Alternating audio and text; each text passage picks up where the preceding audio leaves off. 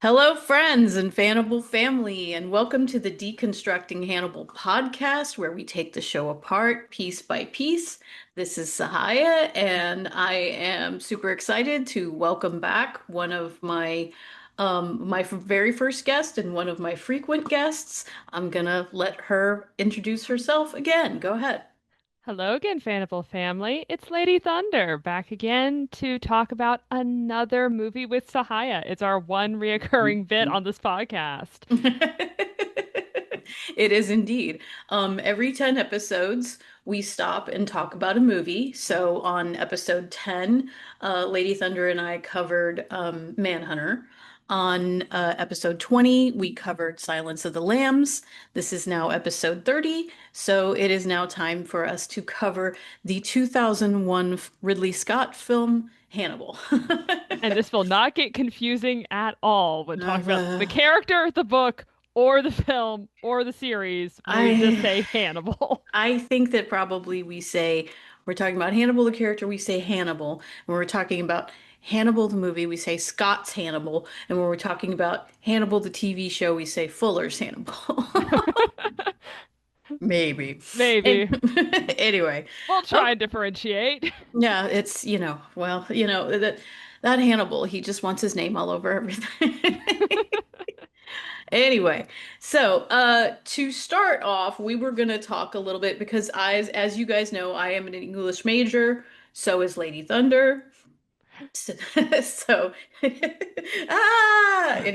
we're, English we're major. back. We've teamed up again. You get to hear a lot of literary analysis. I'm really surprised sometimes at how many English majors there are lurking out in the world. Like sometimes I'll hear someone identify, I'm like, and a lot of times they won't be like in any field related to English majoring at Hmm. all. And I'll be like, Right. oh, okay. Anyway, so we are going to start by talking about the novel a little bit. Lady Thunder and I, our first episode that we did together was episode 2, and we talked all about Thomas Harris and and the novels there. But we're going to talk a little bit about the novel here because it was, of course, the inspiration for the film. Okay. Um, And we will try our best to keep this brief, but we make no promises. This is a very long book, and there's a lot to talk about. yes, it is the longest of the Hannibal Right, it novels. is. I remember when I bought it when it came out. Well, actually, it came out in 99. I bought it in 2000, so I bought it pretty quickly after it came out. And when I got it, I was like, Jesus Christ, it's like it's a tome in comparison to Red Dragon and Silence of the Lambs Hmm. and Hannibal Rising, Yes, which is a lot shorter. it's very Anyway, short. it's very short. So um, it came out in 1999. The action in the novel is supposed to be taking place about 7 years after the action of Silence of the Lambs. It was a massive hit when it came out because people were so hungry for a Hannibal-centered Hannibal story, right? And, Silence of the Lambs, the film, had been such a hit when it caused many people to go and read the novels that hadn't read it before. So that the public was really chafing for this. The critics, however, did not love Hannibal. um, in general, the critics were disturbed by the ending of the novel, by what they deemed to be Harris's attempt to make Lecter into a sympathetic character, and a lot of the critics believe that he kind of killed the spirit of Clarice's character. A standout that actually liked the novel was Stephen King. He wrote a very fine review of it for the New York Times. I'm not going to delve too much into that. The thing that King always brings out about Thomas Harris is that Thomas Harris, as an author, can sort of straddle the line between literature and popular fiction, which I think is a very good characterization. And King thought that that was very important that we have authors like that that sort of bridged the gap between those two things. Hmm. Anyway, if you want to know more about King's review, I'm leaving a link in the notes. Lady Thunder, what are your thoughts on Hannibal the novel? So It's been a few years since I've read this. Um, I have very strong opinions about this. Again, see episode 2 where we talk about the books. Um, Talking about this book and this movie, I mentioned to Sahaya, I feel like I'm talking out of both sides of my mouth. Oh. On the one hand, overall, I did enjoy the book, but at the Hmm. same time, it frustrates me to no end. Hmm. Hmm. Um, Certain aspects of the book are very reflective of attitudes and opinions of the time, so that can be a little difficult to read at times, or you really have to take a minute to think about what Harris is describing, largely see how he describes Margot in the book. Yeah. Um, my favorite part, this is where in my brain, it's the infamous quote from episode 2, which is me calling Thomas Harris a coward. Hmm. I remember that. Is I he almost, in my opinion, perfectly executes a feminine rage plot for Clarice and then just swerves away from it at the very end. Hmm. Because throughout the book, she is just being broken down by all the systems around her. You have Krendler, who has blocked her career advancement and made her shift to a different part of the FBI and just being a creep. I hate Krendler so much. I know, I hate Krenler. Uh, you don't have Jack there to, help her, support her anymore. You have Mason using her to find where in the world is Hannibal Lecter. Where in the world is Hannibal Oh, Lecter? Lecter. Then you have the FBI trying to scapegoat her for the events that happened in the opening of the book. And so the only person who comes across as even vaguely supportive of Clarice, unfortunately for her, is Hannibal. And Yes. so I was just waiting for Clarice to just kind of snap and go, okay, I'm done with all of y'all. I'm running off with the cannibal and doing this because this seems like a good option at this point. He's literally the best option. He's the best option. But then Hannibal's plot line intersects with her, and that's where the ending gets very divisive for people, is everything that he does that then messes to some degree with who Clarice is. I Hmm. still would have personally loved to see her be the one to saw open Krindler's head. Hmm. I'm like, no, Yeah. no, she deserves this, Hannibal. Let her do it. I mean, I haven't read the book in a while, but when I was looking over, because it's a time commitment to read Hannibal. You can't just like zip zap through it, right? And I haven't read it. I've read it two or three times in the past, but I haven't read it in a while. And so when I was looking through stuff about it, I reread that after he does the brain thing and they eat the brain in the novel, that Clarice actually kills Krenler by shooting him with a crossbow. Yeah, I so you do have Clarice killing Krenler. She does kill she him. does kill him, but it feels very much almost as Hannibal got to have all the fun, and you can kind of argue that with her killing him, it's almost a mercy at that point. It's like, Mm. okay, you've been tortured. I'm going to put you out of your misery because he's missing parts of his brain. He's not doing great, so you could see that as her just kind of going, I'm going to kill you so you don't have to exist in front of me anymore. I will submit to you that Krenler was missing parts of his brain before Hannibal Oh, I was. agree So, with that. well, yeah, no, absolutely. And what I think about the novel, like I said, it's been a long time since I've read it, but I feel it's very lopsided. Hmm.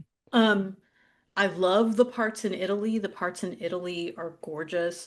Um, a lot of what's going on but with Clarice back in the States is very frustrating. You're frustrated through the whole thing for Clarice because she's just Hmm. basically being stomped on by the patriarchy like every step of the way. Right, which is why I want her to just kill Krenler. Um, Not a, oh, Hannibal's dissected his brain. I'm like, no, she deserves to snap back at the patriarchy. well, and part of the reason that Hannibal becomes one of the only the best options for her is the two other men that she could count on die. John Brigham dies, and Jack Crawford dies. Right. So it's like now he doesn't die till the end of the novel when she's already off with Hannibal, but he has a heart attack like part of the way through the novel, and he's basically out of the picture for most of the rest of it, right? Right. Um, I feel like over time I've warmed up to the ending of Hannibal. It's hard. I remember the first time I read it, I was just really pissed off and upset. Um, It is but not an ending for the Fate of Heart. no, I feel like after reading some stuff about Harris writing the novel and everything, I feel like he did it to shut people up. I feel like he was probably just aghast at the idea that people had of because after Silence of the Lambs, people started shipping Clarice and Hannibal Hmm. together, right? And I know that he must have been, or I don't know. I would assume that he was aghast at that idea because it kind of means that they didn't see Clarice for who she really was, and then just saw her once again as some sort of ingenue that needed to be stuck with someone, that she had to have some sort of romantic subplot or she couldn't exist in a narrative, and which was more driven by the film Silence of the Lambs than the book, right? Yes, Because of the yes. chemistry that Jodie Foster and Anthony Hopkins have, Yes. the wink and the finger touch and Imagine. and all that. Yes. And that so that Harris was like, "Y'all want a romance? I'll give you a fucking romance." Like there's gonna be cannibalism and mommy issues and breasts and all sorts of just like, there's I'm gonna make it that when you finish reading it, you're going to feel dirty and shocked at the same time, right? In And order for Clarice to get with Hannibal, I'm gonna have to destroy Clarice. I hope you're right, happy. exactly. And so and for all those, I don't know if there were any foolish people out there that thinking that if Clarice got with Hannibal that she would somehow save him, but I mean, those people were sorely fucking mistaken. And so, and I wanted to point out that I'm currently reading Brian Raftery's Hannibal Lecter biography, which Hmm. is amazing. And he dug up so much Harris stuff that you and I did not find when we did our episode about Harris. But one of Harris's heroes, Harris's main literary hero, was Ernest Hemingway, and Ernest Hemingway is the author of the kill your darlings idea. Uh-huh. And so I think that this was him killing Clarice without actually killing Clarice, Hmm. and this was him killing Hannibal without actually killing Hannibal, and that he was content. And when you read the preface or the introduction or whatever to Hannibal, you can see that he was perfectly content with leaving these characters behind and walking away from them Right. until De Laurentiis came to him and said he wanted a prequel novel because he wanted to make a prequel movie. So, in my opinion, this was basically Harris's sort of slash and burn. Like, y'all want your couple? Here's your couple. I'm done with this. And walked Hmm. away. You know what I mean? But anyway, but yes, I love the book, but it's very lopsided. It's not for the faint of heart. If you go into it expecting something, um you will be disappointed. Yes. Basically. It's if you want the meat of this without any of the fat, season 3 of NBC Hannibal, like the first half of that season is Hannibal the novel Yeah. without Clarice. Yeah, basically, yes. And I mean and Will, as you know, throughout the series, does a lot of the duty of Clarice. He has so Hmm. many lines that are Clarice's. He has so many experiences that are Clarice's experiences. So, there's that. Anyway, so all of that preface about the novel to talk now about Hannibal, the film, 2001, directed by Ridley Scott. Just a little background info on this. It was released February 9th, 2001. As I said, it was directed by Ridley Scott, who was just fresh off of Gladiator. So, S- So many people who worked on this were fresh off of Gladiator, mhm. and the more I kept looking it up, the more confused I got, and that will make sense later. It was produced by Dino and Martha De Laurentiis. The screenplay was originally written by David Mamet. Okay. Supposedly, when it was finished, and you can actually find the Mamet script online. I looked up scripts, and every script that I came up with was not the rewrite, it was David Mamet's original. Um, According to people around it, the script was quote unquote stunningly bad. But Mamet was working on his own film at the time, and he just didn't have time for the project. So then the screenplay was reworked by Stephen, I'm going to try to say this right, Zalian, who was the screenplay writer on Awakenings, Schindler's List, Gangs of New York, among other things. Do you know how to pronounce that name? I Zalian? am not gonna try. I'm gonna go Zalian. Yeah. Ted Talley, who wrote the script for Silence of the Lambs, Jonathan Demme, who directed Silence of the Lambs, and Jodie Foster all turned down the film. Okay. Demme declined the film because he thought that the material in the novel was too lurid and too gory. Ted Talley had problems with the novel's excesses. Jodie Foster nicely bowed out of it by saying that she was in the middle of filming a movie at the time called Flora Plum, which never came out, which incidentally had Claire Danes, was going to have Claire Danes in it. So, Interesting. so it's kind of like It all comes back it to all comes back. It all comes back. Anyway, um, so from in 2005, she told Total Film, she said, the official reason I didn't do Hannibal is I was doing another movie, Flora Plum. So I get to say in a nice, dignified way that I wasn't available when that movie was being shot. Clarice meant so much to Jonathan and I. She really did. And I know it sounds kind of strange to say, but there was no way that either of us could really trample on her. And I think that's important because I think that Yeah.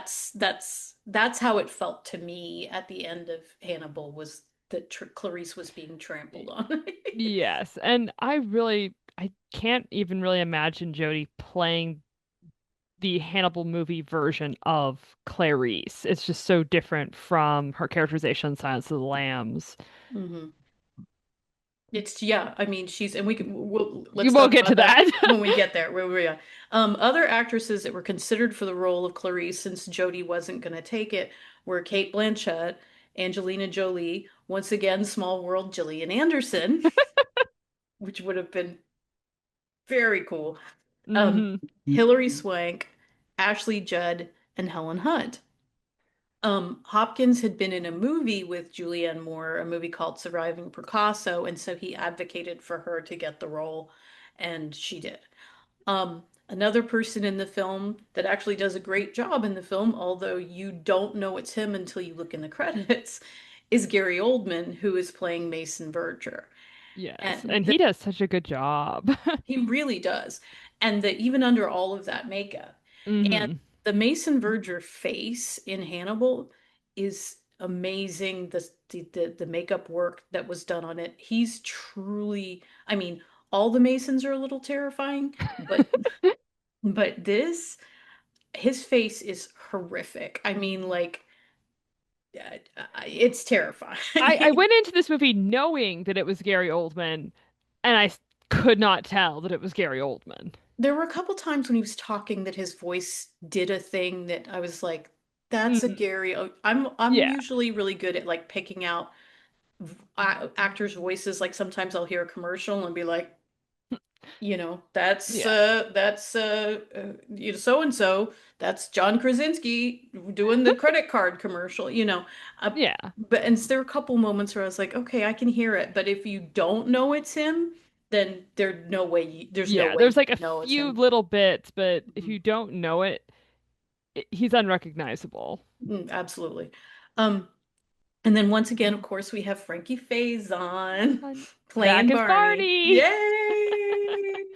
And Frank and Barney has a lot more in the novel that's going on with him that we don't see in the movie. Hmm. But I will point out that Frankie Faison is the only actor to be four out of the five Hannibal films. Now, mind you, in Manhunter, he plays a different character named Lieutenant Fisk, but he was in Mindhunter, Silence of the Lambs, Hannibal, and Red Dragon. So, so if We love a reoccurring character. I love my Barney, and if Brian ever does a season four, I want some Barney. I'm We just want saying. some, we at least need Faison in there somewhere. Yeah, I want some Barney, even if it's an elder Barney, like a retired Barney or something. And I want some Ardelia. Anyway, Hans Zimmer composed the score. The piece called Vide Cor Meum, which he wrote with Patrick Cassidy at the opera that you see in the film, was actually used in Hannibal in season one, episode 13, when Hannibal is walking down the hall to Will's cell at the very end in the last scene. And Brian did that as an homage to the Ridley Scott film and to Hans Zimmer, because Brian loves scores. So Of course. yes. Let me see. Okay, so lastly, it was filmed on location in Florence, in Washington, D.C., and Virginia and North Carolina. So they really filming in Florence. They were really filming in all the places that they are in the film. So there you go. And I'm sure people who live in those areas can point out all the geographic inconsistencies. Oh yeah, absolutely. I'm sure. I found out when I was doing some research that when they're in that like mall area where she Hmm. goes and it like just misses Hannibal and then he gets kidnapped or whatever, that merry-go-round wasn't there and they built it for the movie. So it's like I hope they left it when the movie was over, like, and here you get a merry-go-round. It's like if this thing is fully functional, please leave it. Yeah, absolutely. I hope they did. Anyway, okay, so let's go on to talk about the film. I've kind of organized our conversation here into sort of topics with regards to the film itself, not necessarily a blow by blow. And the first thing that we're talking about here is the hardening of Clarice in this film. Lady Thunder, what's your opinion on that, on the hardening of Clarice? It's it's a little tricky because in the world of the book, it's been 7 years. In the movie, I noticed a little tiny detail that puts it closer to 10 years. Hmm. Um, so we left Clarice as, you know, becoming an FBI agent. She's brand new at this, and then now we're jumping further forward in her characterization. So we have this gap of time where she's been on cases. She's had to adjust to here are the realities of working as an FBI agent. So some Hmm. of that hardening, I think, comes naturally with the eight, she's 7 to 10 years older. She's had 7 to 10 years more experience. So some of that I think tracks for her character. Hmm. Especially when she has people like Krenler being awful to her. The Right. entire he Krenler is just a walking HR complaint. That is what he is. Yeah, if you call your subordinate corn pone pussy, generally that could get you into, well, we would hope that would get him into a little bit of trouble. You get the feeling that Krendler is, because he's from the Department of Justice, so you get the feeling that he's sort of untouchable, at least with regards to Clarice. But Mhm. yes, you have this gap of time with Clarice, and in the novel you find out that that Krendler, because she resisted his advances, his sexual advances, stalls out her career, and so she spends a lot of time like in narcotics, like working in conjunction with the DEA and the ATF, and she doesn't spend a lot of time doing what she wanted to do, which was working in the behavioral analysis unit, and working, helping Crawford build the information in VICAP and whatever, because that's what she wanted to do. And he kind of diverts her career into, basically she's like the girl on loan that he has them send her here and send her there and sending, Right. so So some of the bitterness there of I'm an FBI agent, but I'm not where I want to be, and mhm. I can't be where I want to be because of this jackass. Right, yeah, she caught a serial killer as a trainee and saved the life of the daughter of a sitting senator, but they completely divert her career, and so a certain amount of it is just all these men in the FBI, or not, and in justice, being butthurt about the fact that she was able to do so well and make them look so bad. Anyway, Clarice, yes, in this she's clearly unflappable. You start the film with this shootout in the fish market where Clarice has to shoot this character named Evelda Drumgo, who comes out with a baby strapped to her chest in one of those baby carriers. And she pulls her gun. She's got a Mac 10, and she pulls her gun and she's going to shoot Clarice, and Clarice shoots her around the baby and then unstraps the baby from Drumgo and takes it to one of these stalls in the fish market and is spraying it with one of the hoses, spraying the blood off the baby, right? And Right. this is It took my brain a second to realize why she was doing that. And I'm like, wait, how did I forget this? Because we had to pause the plot to explain that the baby's mother is, I can't remember, HIV positive or HIV positive, HIV yes. positive. I can't remember if she had AIDS specifically yet. And Hmm. so it's Clarice trying to wash the baby off Hmm. for that reason. Yeah, I mean that, and well, And also bodily fluids on the baby, but well, yeah, and I think that a certain amount of it is just that something maternal, some sort of maternal instinct kicks in Clarice, and she's just like blood on baby must get off. You know what I mean? Like mhm. it's just, I think probably any of us would be like, I got to get this blood off this baby Right. because it just looks wrong. You know what I It does mean? look wrong, but I also had that moment of like, oh, that's the other reason why she's doing it is Well, and you don't know if Imelda Drumgo was infected with HIV before or after she had the baby, so you right. don't know if the baby anyway, the point is Yeah. she's just telling the other officers this because Velda, to defend herself, she will spit and she will bite and she will, knowing that she has HIV in order to infect the officers. Like this is, and she's got needles in her hair. So like this is a bitch not to fuck with, right? Is what she's trying to get them to understand. Um Anyway, but Clarice is unflappable in that scene. I mean, she's just hmm rock solid when she goes to see Mason and he purposely like leans up into the light so she can see his face. hmm It She's it's a contrast to Silence of the Lambs where she shoots James Gum where she's doing it, but you can tell that she's a little freaked out by I'm actually having to discharge my weapon. mm-hmm, Did I get him? mm-hmm. Versus in this where she sees the situation and, expertly shoots around the baby, the human shield, to defeat, to end the situation.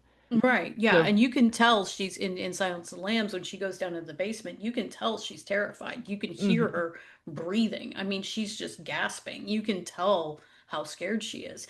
And Clarice, because of what she's seen and what she's been through now, it's very, very hard to freak her out, you know? hmm Um, we do see her break. We do see an emotional break from her after the fish market shootout. When John Brigham dies, we see that there's a scene of her crying and really breaking down and crying. This is something I would have liked to have more in the film of, is more I about agree. Brigham's relationship, you know? Because I think he has like maybe a few lines before his death. Hmm. And I'll cover more of this in my section on the cinematography and how Hmm. it fails this film. Yeah, but I mean, like in the novel, Brigham even like proposes to her, you know what I Yeah. mean? And they have a romantic relationship for a while.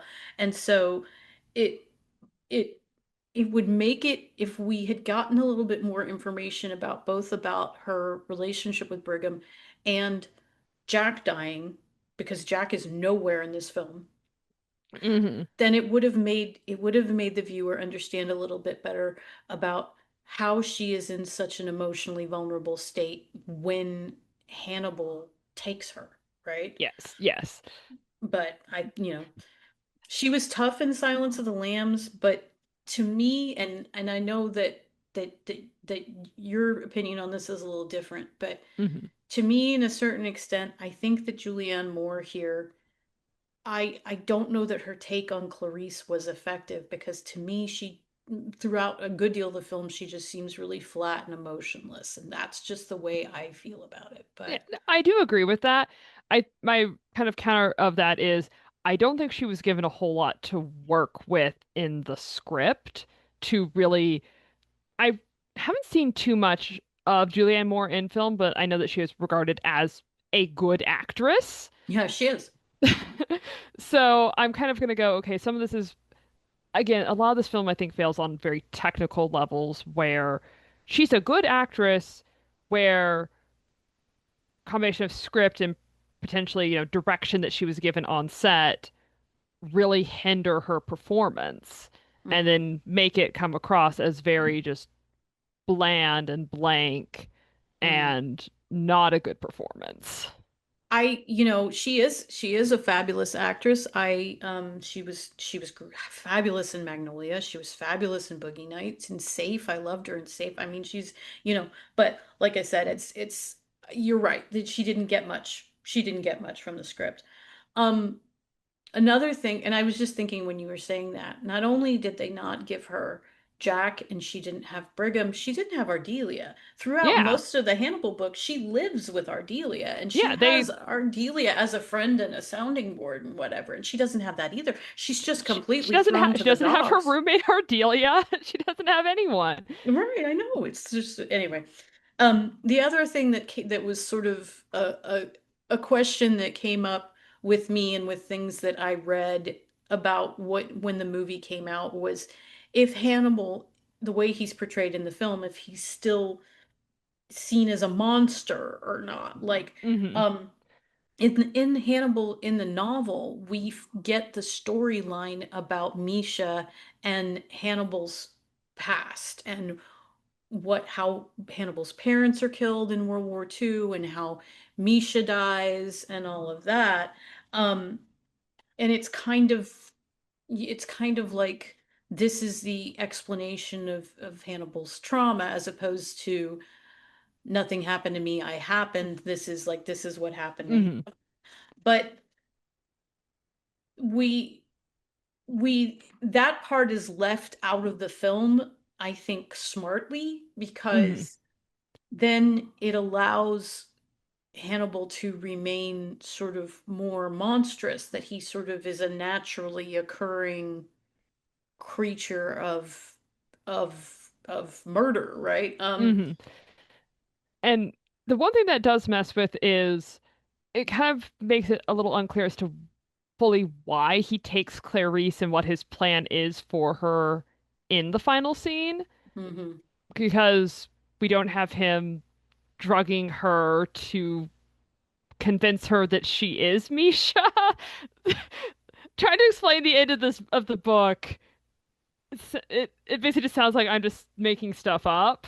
It's guys, if y'all don't know, Hannibal is studying like quantum physics stuff and he's watching brief history of time and things like that because he thinks that there's some way in which he can bring Misha back into this timeline by having her inhabit Clarice's place.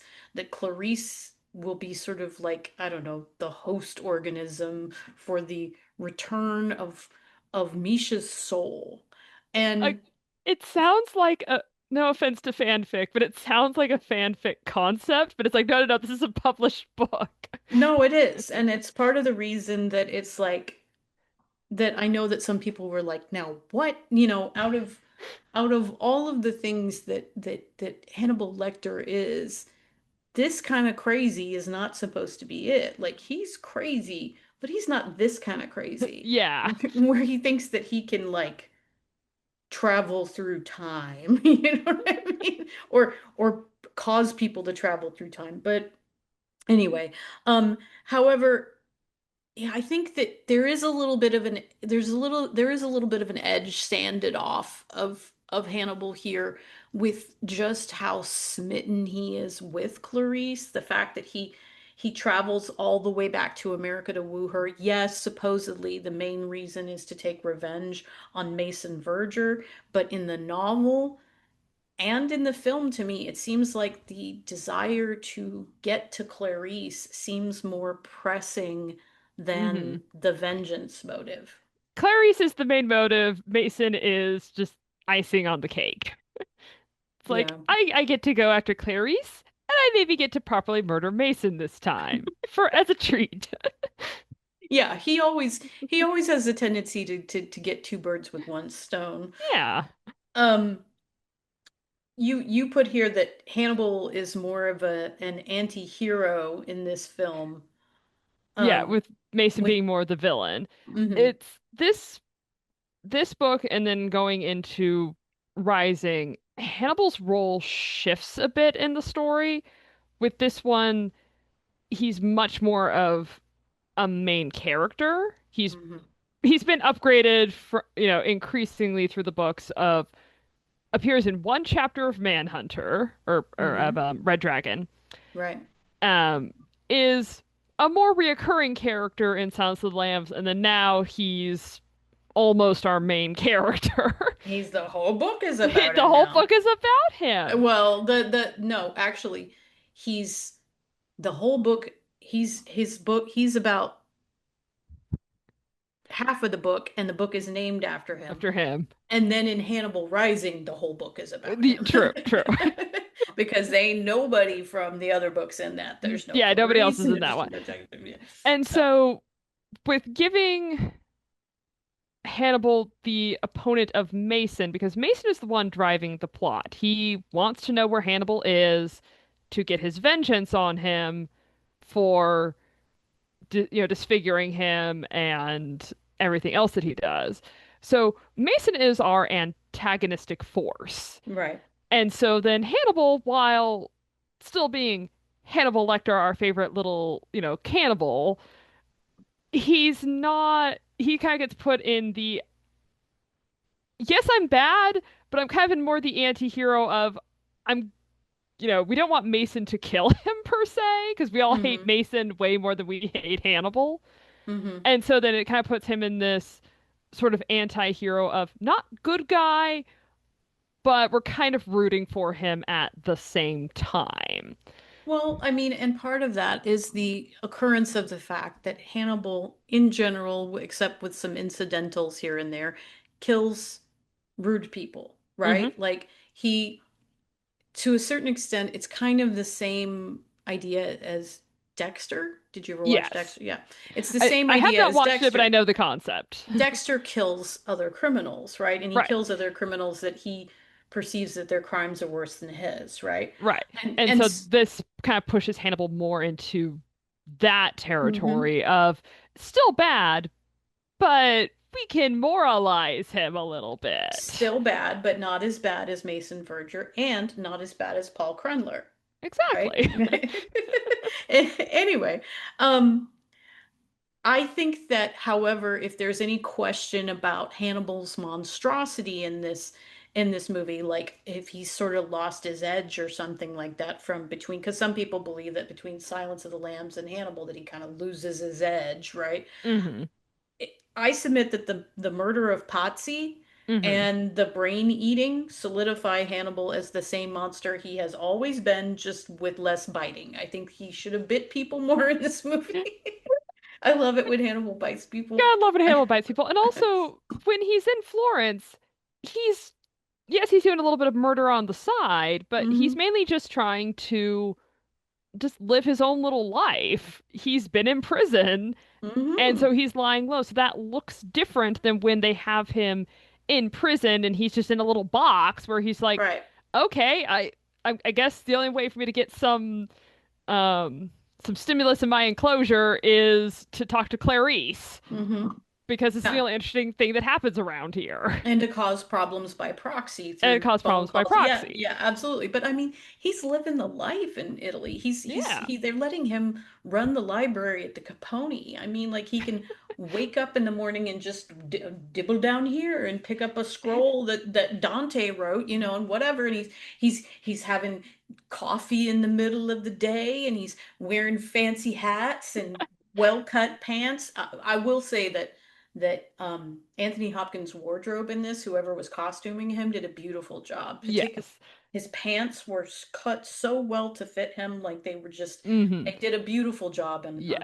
Anthony It Hopkins costuming. As a reminder, Hannibal is half Italian, so He that is part of indeed. him is just happy living in Florence. Yes, yes, people forget that. His father was Lithuanian. He's descended from Lithuanian nobility, Count Lecter, eighth of the name. He is a count also, Yes, which people seem to that pe forget. people think that's a joke. It's like, no, he is No, actually a he proper count. He's a count. But his mother is descended from Italian nobility. She's a Visconti on one side of her family, and she's a Sforza on the other. So, Which the Sforza family crest is actually what's on the cover of most editions of the book. So it's oh, just okay. it's like the snake or the dragon eating the person. That is the Sforza family crest. Well, there you go. So that it's just going, nope, we're just honoring all the Italian parts of Hannibal. Well, and it must have killed Hannibal that when he was in Italy that he couldn't mention anything about his family background because he had to be Dr. Fell. Well, yes, the whole his non-Italian hand, and I love in the show that then they have Hannibal just go into, oh, I'm not Italian. Let me just quote Dante in Mhm. Latin to Yeah, you. absolutely. It's yeah, that's always so great. Anyway, so let's talk a little bit about the changes from the book to the screen Hmm. and whether or not we think they're better or worse. What do you think about that? I think overall the film does a good job of trimming down the plot of the book. Hmm. Do I miss Margot? Yes. Do I Yes. trust 2001 cinema to have portrayed her character with any nuance? No. No. For those of you who do not know, book Margot, Margot does exist in the book. She is a bodybuilder in the book. So very kind of polar opposite of her portrayal in the show. Hmm. And due to her taking steroids and testosterone, that's the book reason why she can't have children with her girlfriend. Hmm. Hmm. Um, and I'm just like, 2001 was not the time to try and tackle any of that with any nuance. No, considering the furor and the just absolute, disaster of the way that Buffalo Bill was portrayed in Silence of the Lambs, Yes, which it's is one of the things that continues to be the thing that people remember from that film is just hmm how um, tone deaf it was with regards to the way it treated members of the trans community. That yeah, you're right. I don't think that Margot's character would have been dealt with any sort of sensitivity or yeah. And so I miss her. I miss, Hannibal getting to go like, "Hey, like I got a cattle prod and we have Mason's body. Let's get your yeah, girlfriend pregnant." right, yeah.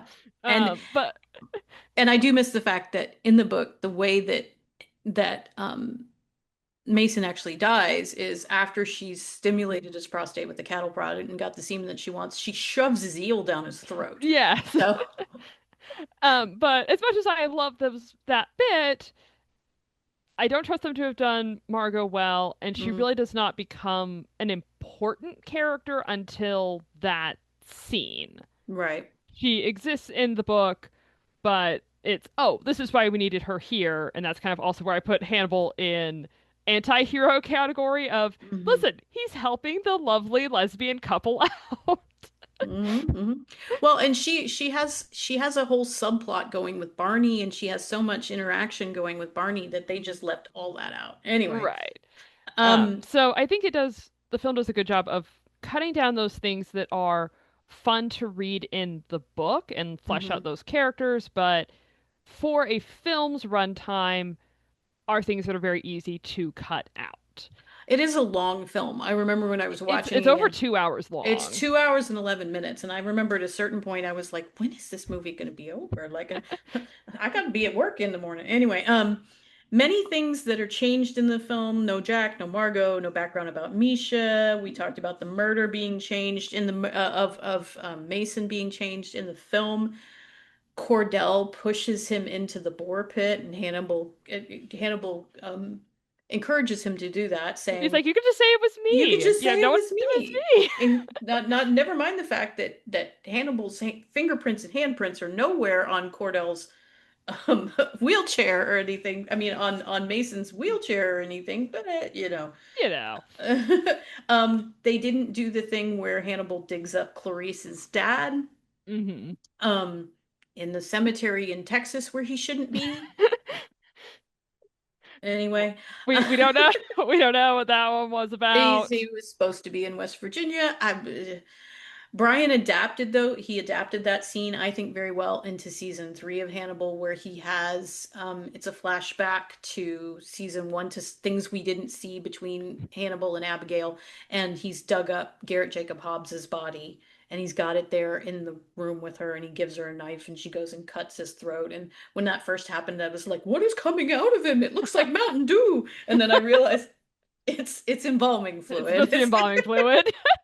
I was like, what the fuck is that? And then, like my brain immediately did not consider Mountain Dew. I did not consider the embalming fluid. It was like Mountain Dew. No. Anyway, um, but so that doesn't happen because, in the book after Krendler is lobotomized, Clarice kills him with a crossbow, but in the Right. movie, I don't recall. Correct me if I'm wrong. I don't think he actually kills Krendler. He wheels him into the kitchen while he's cleaning up the dishes. He throws a dish towel over his face while he just sits there, just like, Yeah, he doesn't kill him. It's just he's just kind of left there. which I think is a far better ending for Krendler. Yeah, he just gets to suffer his existence. They're gonna reattach the skull cap or whatever, and I don't know what Hannibal. I assume it was with. I think it was still there in the kitchen or whatever. They're gonna reattach his skull cap, and he's just gonna be in a hospital for the rest of his life, just like, Yeah, like like just in his lobotomized state. yeah, that's what you get for messing with Clarice Starling. Um, Obviously, in this film, there's no romance with Hannibal and Clarice at the end. There's no Buenos Aires, there's no Barney traveling the world looking at Vermeers. We Hmm. get pieces of the romance, but it doesn't blossom. It doesn't blow up the way it does in the book. Yeah. So, in this book, in the movie, we have Hannibal smoking. We see Hannibal smoking in several different circumstances.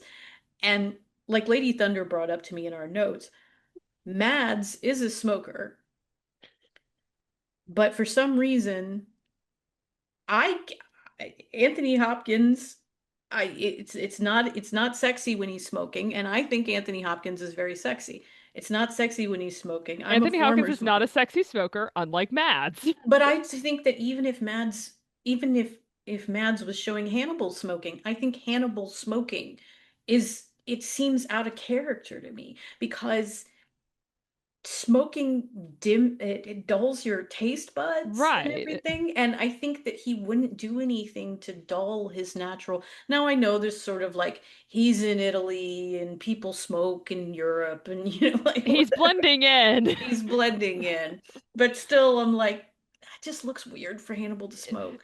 It, although we do see him smoking in the flashback with Mason, he has a cigarette there for some reason. He does too, which tells me that Hannibal was smoking when he wasn't in Italy. So I'm like, smoking Hannibal doesn't seem right. No. Anyway, um, they cut out a lot of the Il Mostro stuff, which is sad. Um, I want to point out that one thing in the movie that is the same as in the book, and that is not in Brian's Hannibal, even though it was in the script and then it was changed. It was in the script for Dolce, and then when it actually came to the screen, it wasn't. Is that Hannibal, when he kills Potsy, actually uses a spider coharpy, which I have mine right here for those of you that are seeing it. I promised myself I would Yes, we if you didn't know, we have video episodes yes, now. yes, this is a video episode, and I'm holding up my spider coharpy. The civilian, which is the other one that Hannibal buys in the book, is just bigger than this. But if Hmm. you can see the blade there, it's serrated and it's very pointy, and this bitch is sharp. Okay, Hannibal has the one that has the black handle. But anyway, so Hannibal actually uses a harpy to kill Potsy in the film. Um, don't have a great scene. Oh, it doesn't have the great scene of in the book when Hannibal is watching Clarice run. Hmm. She Like runs off and he falls back into the leaves and he's laying there smelling the leaves and there's apparently muscadine grapes nearby, and he's smelling the muscadine grapes, and he can like hear a squirrel or whatever, and he's just like, ah. Hannibal Lecter is at his best when he is embracing his inner teenage girl. He's being so teenage girl about it, like, oh my God. And he's in his mind, he's memorializing the swing of her ponytail as she Nah. runs. Yes, I remember him talking about that in his eyes, and he's in his mind, and somehow in his mind he's comparing her to, I think it's like a deer running through the forest or Something like something that, like that. yeah. Yeah, and it's like, and it's this experience, right? He's just like, ah, He's a you teenage know. girl and seeing his crush. I know he's in love, like you expect, the love, love, love. And in the movie, there'd be like bling, bling, bling, bling, bling, and like in a Japanese anime, he'd have like Yep, blood just start to come out of his yep, nose or something, and nosebleed, everything. it's little blip, blip, blip, blips around his head, little drops of water, right? But Hmm. but no, they took that scene out. When Clarice is running and he's following her for a little bit, but you can't tell it's him. It's just a guy in the background, and then Yeah, it's gone. it's again, this is just me going, cinematography, what are you doing? Because I've read the book, I know what that scene is supposed to be, hmm but it doesn't work in the film. Well, you know what? Tell you what. How about we talk about the cinematography now, and then I want you to talk about the cinematography now, and then we can go back and talk about Okay. the deleted scenes because I want to hear that because you know more about cinematography than I do. So please The- tell us about the so cinematography. I wrote notes as I was watching it because I had never seen this film hmm until I watched it for this episode. So I hmm tried to watch it.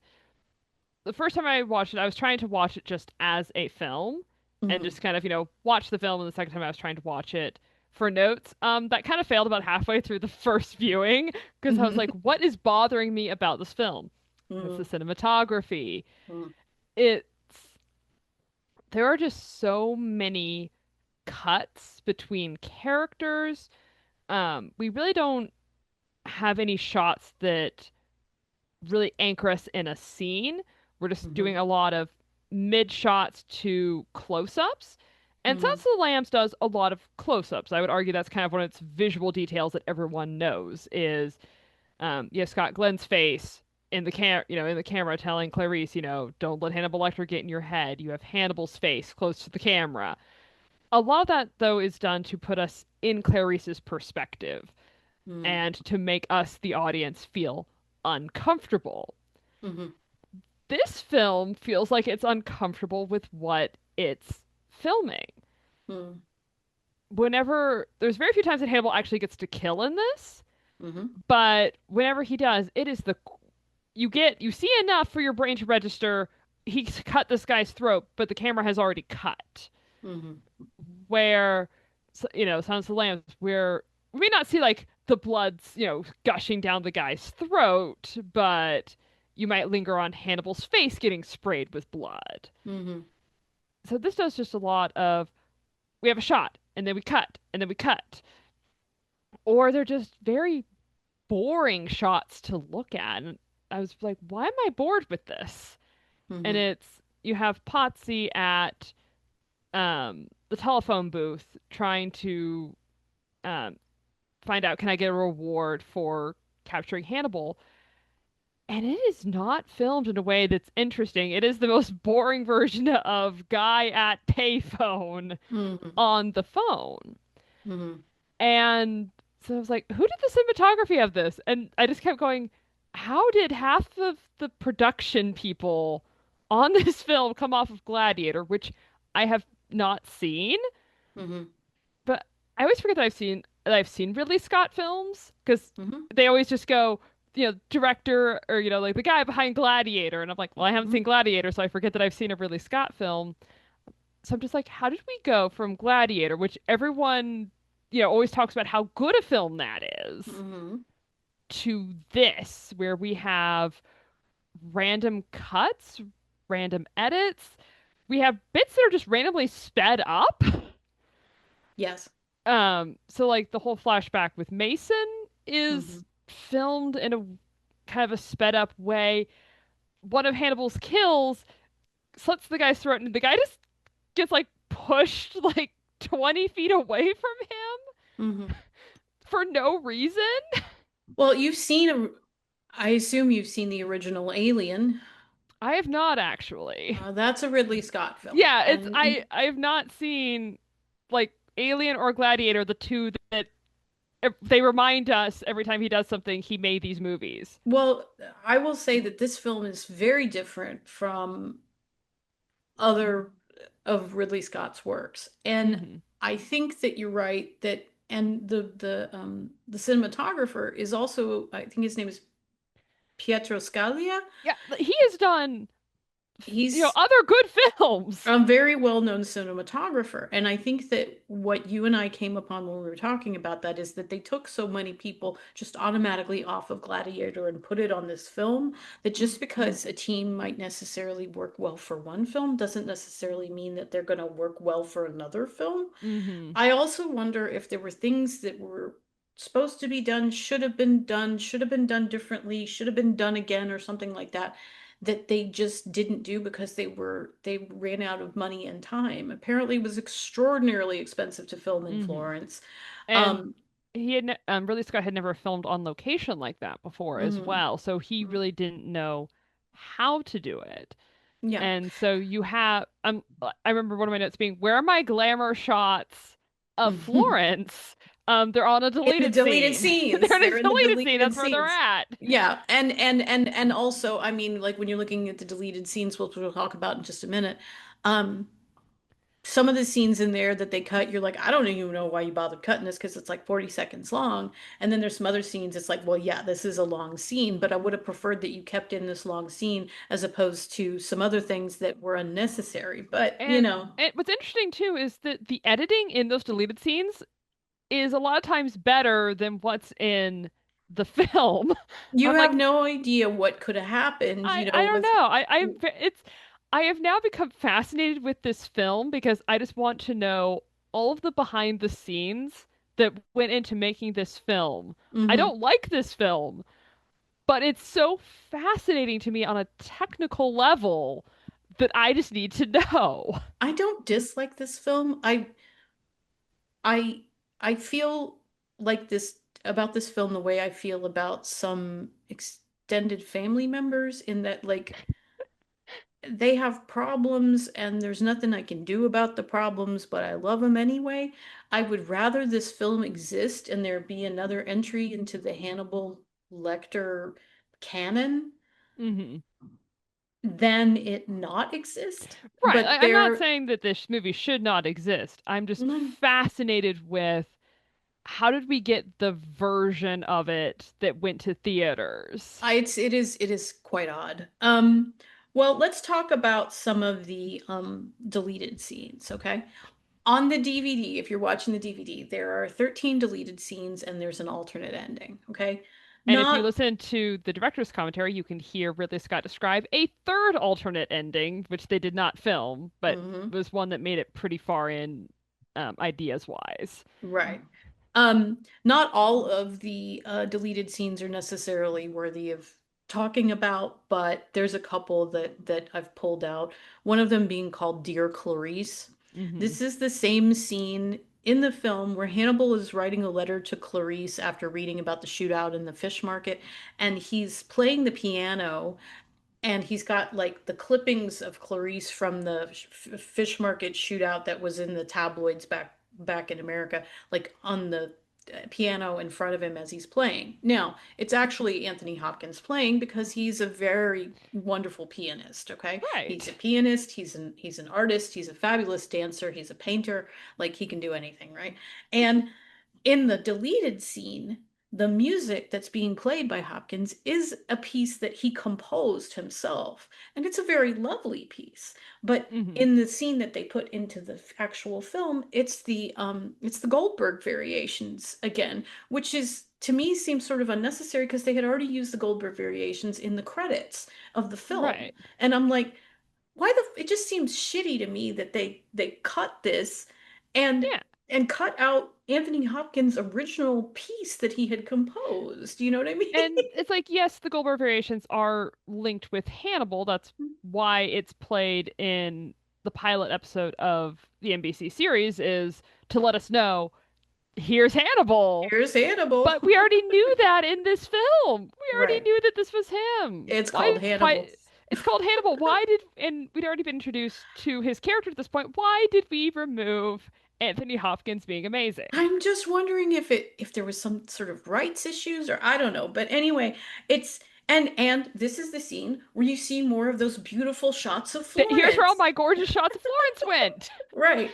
And there's just like there's this bridge and there's this other bridge and there's the thing where he walks down to the edge of the water and like and you're like why did we cut all this out? Like there's Americans in the world who will never in the United States who will never be able to get a passport, never go see Florence. Why the fuck didn't you like it's all on Rick Steves. Rick Steves has to show us everything. We can't see it in Hannibal. Anyway.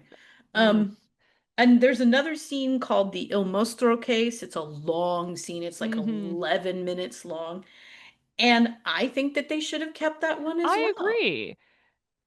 Because Potsy or Hannibal mentions like, oh, that Potsy was on the El Mostro case, and then kind of does a little dig at him of like, oh, finding out what happened to my predecessor seems like, you know, lower down on, the priority list there. Hmm. What did you do to, get off the important case? Hmm. And then it's never brought up again. Right. And then you have the thing where Hannibal like comes up to Potsy a little bit later and he's talking to him about the Il Mostro case and he says, have you thought of Botticelli? And he's like, what are you talking about? Thought of About. Botticelli? And he's like, he's posing the Il Mostro is posing his victims like a Botticelli, and he points to a a poster that's hanging up on the wall, which I assume is the Uffizi, um, Hmm. of Botticelli's The Birth of Venus. And then Pazzi immediately goes back to the Questura and he brings out the picture of the victim of the Il Mostro's victim and a picture of in a book of Botticelli's Birth of Venus, and he's like and he tells the guys this is right before he says the thing about I need opera tickets. He says, you know, this he's posing like a Mostro victims and it's like he's posing it like Botticelli and it's like yeah, they should have left that in because that would Hmm. have given more background on Hannibal and how he's connected to the El Mostro killing. So it's like okay, Yeah.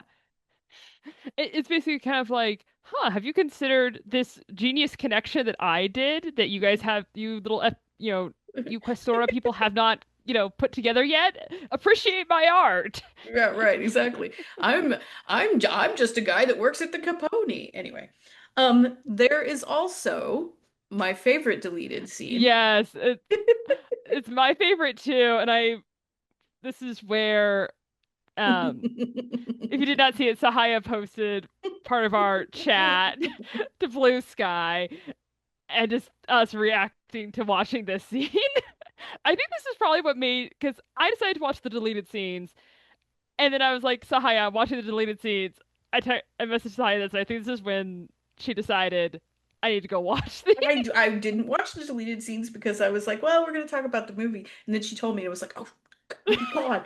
Anyway, okay. So the scene is called Coveting Clarice. And it's when Clarice is running and Hannibal has come to see her running or whatever. And at a certain point, he comes out of the woods and she's off running in the distance. And we see him up on the hill where Clarice's Mustang is parked. She has a Mustang 5.0 that's painted this like matte black color, right? Hannibal is wearing a baseball hat and he's wearing a black tank top. And I'm sorry, Hopkins looks sexy in this tank top. And he gets a Slim Jim and he unlocks Clarice's car and he goes and sits in Clarice's driver's seat and he smells the steering wheel. Now, this scene is in Hannibal the novel. Yes, this is lifted from the book. This is why I need to be excited for it. He's smelling the parts of the steering wheel that her hands have been on because he can smell, because he's Hannibal Lecter and he's a super smeller. He can smell the minute, drops of sweat and pheromone and whatever. And so he's smelling And her the Evian skin cream or in her whatever she Evian skin cream, the l'air du temps. Although I would have to imagine that by the time we get to Clarice in Hannibal, that she's not wearing l'air du temps anymore. It's a bit of a innocent fragrance for Clarice. Anyway, um, so and then he goes and he takes his tongue and he licks the parts of the licks the steering steering wheel. wheel that her hands have been on. And the way that Harris describes it in the book, like it's like his tongue like curls around the underside of the steering wheel like he's some sort of serpent or something. But it's like This this this is a crime that it was deleted because this is just a beautiful bit of nonverbal acting.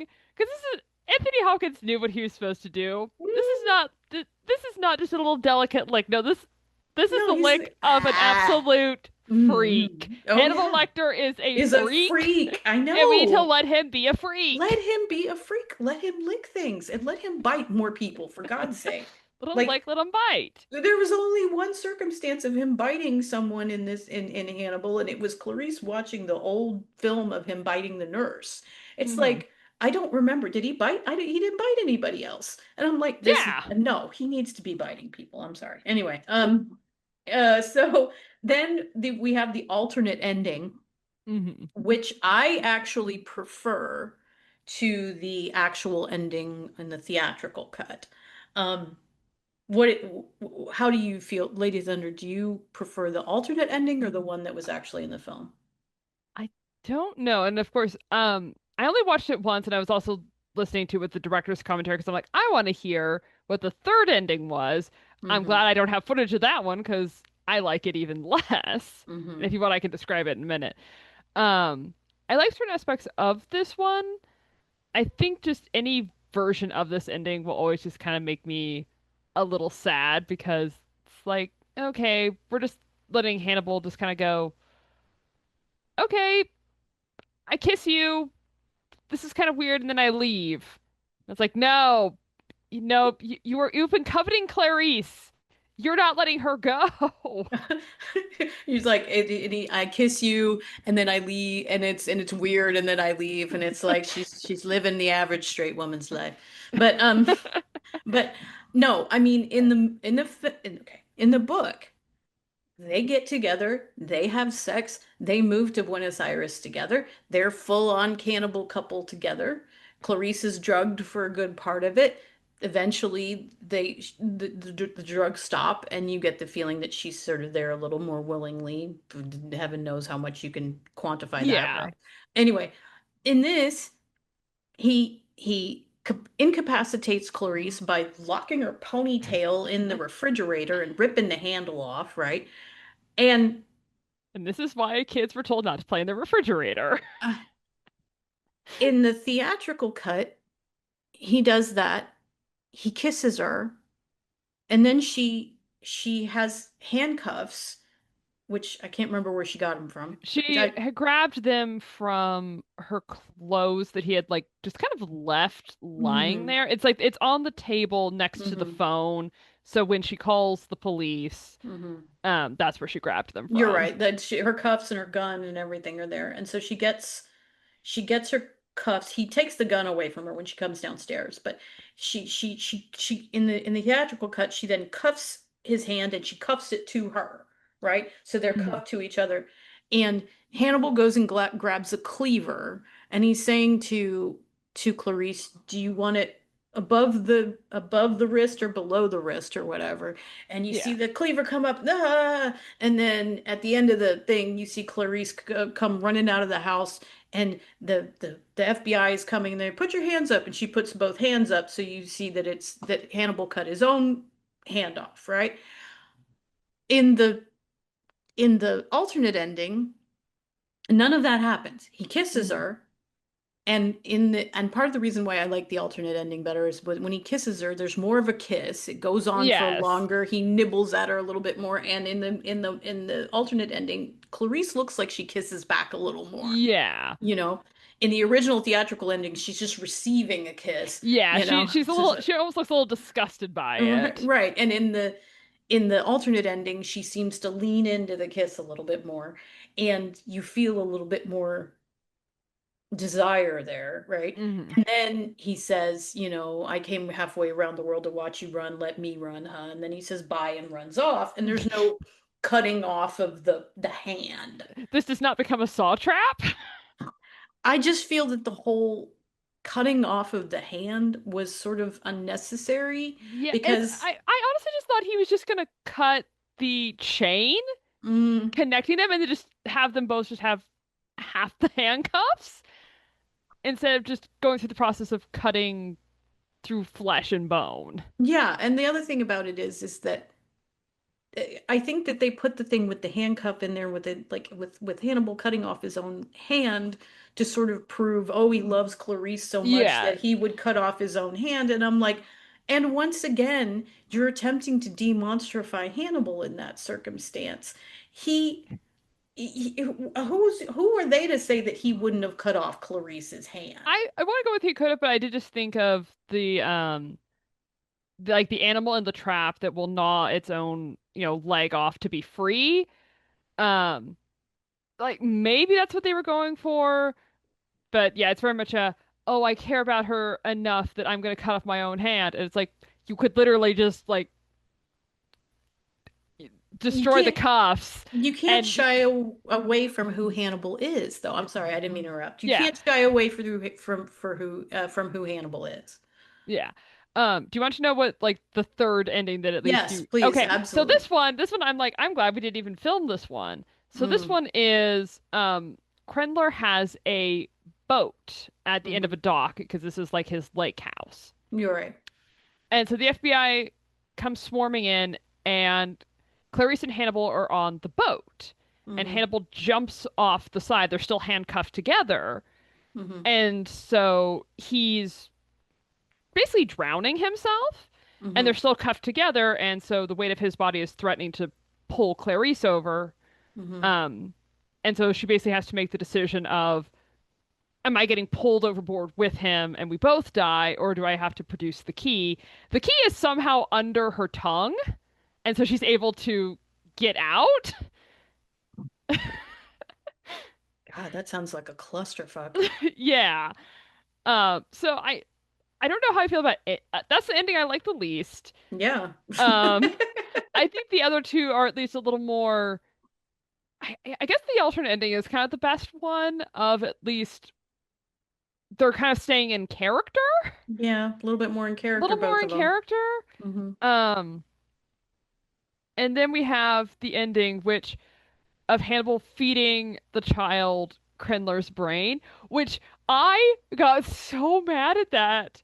I know that we cut out Hannibal's backstory with Misha, but I'm like, why would Hannibal force his trauma onto another child? Why would he make a child eat, cannibalize? Like, yes, he does, you know, feed other people, his victims, but those, from what we see, are adults. But there's the other thing that I want to know, and this is me, I Yeah. being a fool about this. Like, I sometimes I can't let these things go. So in this circumstance, because the brain thing also happens in the original ending where he's missing a hand. Mhm. So Hannibal in the theatrical cut cuts off his hand, and in the I'm bleeding because I'm missing a hand foolishness of trying to run out of the house because the FBI is coming, he manages to grab some of the slices of Krendler's brain just sort of on the way out. Does he put it in the Tupperware container when he's in the kitchen, or does he just stick slices of brain in his pocket as he's like wrapping a dish towel around his bleeding stub? Dump. I don't know. Like it just is like, okay, sure. So, I mean, considering what he went through to get the brain to take it with him on the plane, then I don't know, maybe he should give it to the kid. He worked hard for that brain, but I mean, it's He just did like, work hard for that brain, and it is kind of a repurpose of an earlier scene in the book when he's coming back to America, mhm. and it's supposed to be oh, it'll come back to me because He's got a box of food from he Fauchon. has a yeah, Hmm. foie gras. That's what it's Yeah. supposed to be. I'm like, where's the foie gras? And he Hmm. has that conversation with the child in the seat next to him of like, hey, that looks really good, while he's having his flashbacks of Misha and everything that happened to her. Hmm. So that happens, but again, it's he's not taking like, here, child, I'm gonna indoctrinate you into some cannibalism here, and you're not gonna know it. Well, I mean, but you think about Brian Fuller's Hannibal of how many times Hannibal feeds people to people and they don't know it. So, I Right. mean, And it's I think not again what's bothering me is that this is a a child versus child. an adult. Because again, I'm like, but Hannibal, that's related to your trauma. You were fed your sister. Okay, but then the whole idea of that oftentimes when people are subjected to a certain sort of trauma, that they then reenact that They trauma reenact the in trauma. another way. But Yeah. It's one of those things that it bothered me mhm. because I'm like, we don't have any of the trauma in this movie, but this should be, there's trauma here, Hannibal. What are we doing? I also am a little outlier who loves Rising. Hmm. And so I'm like, no, that was like the whole point of that was this is part of your trauma. What are you doing? Well, so basically I can say, and we probably want to start wrapping this up. Yes. I will say that I did read a very fine critical article by a man named David Schmid. It was called The Kindest Cut of All, Adapting Thomas Harris's Hannibal. It was published in Literature and Film Quarterly, and he made a very good argument in it that he actually believed that the film of Hannibal was superior to the book because it maintained more of Hannibal's monstrosity as opposed to the book that kind of attempts to explain Hannibal through his trauma. Um, And I can see that in a lot of ways. Again, yeah, this is kind of where we're talking out of both sides of our mouth of going, this movie's a mess, but it's also really good, you know, it does a lot of good adaptation of the book. well, okay, to close out, let's just say a couple things that we liked. Yes. Okay. I liked I liked Barney and Clarice's interaction. That felt very authentic and good to Yes. me. I liked that they included the deep roller story from the book Mhm. about the pigeons, and Clarice is a deep roller. Roller. I liked that. I liked the way that we could see that Clarice, like even when she didn't need to, she was like listening to the tapes of Hannibal, and so you could get that kind of like longing and whatever, even though they didn't bring out the romantic relationship, that you could get that kind of like Clarice longing to be in the presence of someone who really knows her because she's Hmm. lost the men that did know her in her life, and of course she has no Ardelia. Um, I think that Ray Liotta, I love Ray Liotta. He was perfect as Krendler. He was a perfect No, scumbag. he did a good job. And R.I.P. I love Ray Liotta. He was great in what he did. I will say that one thing that will piss me off till the end of time is that in the letter that they had that Clarice got from Hannibal, the honey and the lion quote is not in the letter that Hannibal wrote. They have it in the fake postcard that Mason wrote later on. And in the book, the honey and the lion quote is in the letter that Hannibal wrote her Hmm. because it's ridiculous to think that Mason could have written something that beautiful. Yeah, it's like no, Mason's not that creative. No. But those are the things I like. Hans Zimmer's score is very lovely. It's not Hmm. used correctly in the film, as you Nope. pointed out. There are some beautiful shots of Yes. and I know that you said in the notes that you didn't really like the opening credits. I liked the opening credits, but they are of a time. They were They are inspired by the very credits for the movie Seven. The guy who did the credits was inspired by the credits on Seven. So, most of it I just don't like is my brain is not a fan of rapid cuts. mm, And it's yeah, I got it, that. my this that didn't bother yeah, it's like rapid cuts tend to bother me or and kind of the handheld style of Yeah. filming. So because the opening credits are done like security footage and it's almost like going, where in the world is Hannibal Lecter? And so they have pigeons form Anthony Hopkins' face and then take off. it's like, where in the world is Hannibal Lecter? If And they had been so starlings, perhaps they've it maybe. and so I just don't like it's a credit style that is very much of the time, and just the styling of them is just not my personal favorite. Hmm. But I will say ultimately that out of Hannibal films, this one is not my least favorite. No, It's not my most favorite. it's a good middle of the pack film. Yeah, it's a middle of the pack. We'll be getting to my least favorite in the next Yes. film, Yes, we which will be getting to that one. so this is episode 30. So for episode, when we get to episode 40, then Lady Thunder will be rejoining me again for the next film in the Hannibal series, which is 2002's Red Dragon, which is my least favorite. It's also my least favorite. And I forgot we were doing that one. And so I'm like, oh no, I have to find Red Dragon again to rewatch it. Look, Because all it's I gotta been say is that there's at least Rafe Fiennes, there's at okay? least Ray Fiennes. There's at least Emily Watson, There's okay? at least Emily Watson.